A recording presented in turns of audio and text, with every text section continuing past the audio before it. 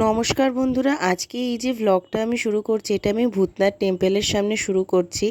এরপর আমি কিন্তু এখানে থাকবো না, এখান থেকে আমি চলে যাব সোজা কুমারটুলি। ওখানে আমি একটা আরেকটা কলকাতার প্রাচীন শিব মন্দির তোমাদেরকে সাথে শেয়ার করব।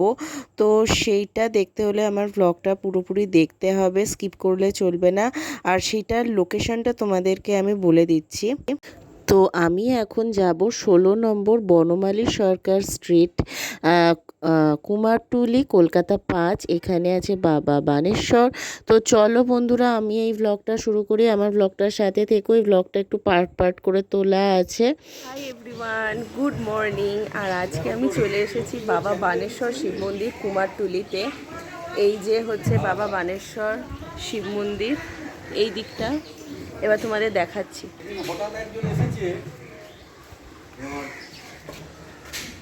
এই যে বাবা বানেশ্বর শিব টেম্পল, এখান দিয়ে ঢুকলে এই যে বাবা বানেশ্বর, এই যে বাবা বানেশ্বর। এটা কলকাতার অত্যন্ত আরেকটা প্রাচীন শিব মন্দিরের মধ্যে, কলকাতা হেরিটেজের মধ্যে পড়ছে।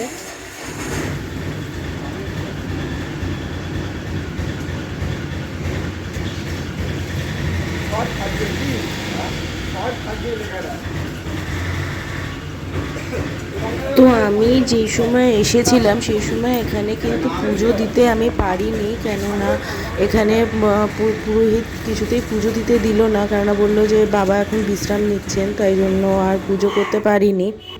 তো যাই হোক, এখন আমরা বাইরের অংশটাই শেয়ার করছি, তোমরা দেখো এটা কুমারটুলিতে আছে।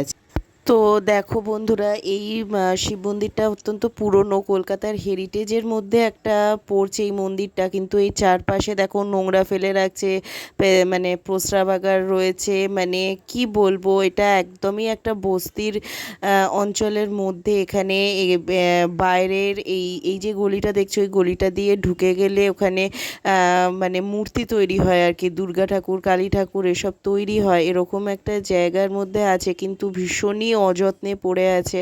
তোমরা মন্দিরটা দেখলেই বুঝতে পারবে যে কোনো মেনটেনেন্স নেই। আর পুরোহিত তো আমাদের ওখানে ঢুকে পুজো করতেও দিল না। মন্দিরের ভেতরের অংশটাও খুব একটা ভালো না, পরিষ্কার খুব একটা নয়। যাই হোক, এটা দেখো এখানে ব্যাজও দেয়া আছে কলকাতা হেরিটেজের, কিন্তু এইভাবে কেন পড়ে আছে শিব মন্দিরটি জানি না। তো এইটুকুই তোমাদের সাথে আজকে শেয়ার করার চাচ্ছি। এইখানে ভালো করে আমি একে ভ্লগও করতে দেয়া হচ্ছিল না। যাই হোক, ইনি হচ্ছেন বাবা বানেশ্বর, আমি তোমাদেরকে সাথে আবার শেয়ার করলাম।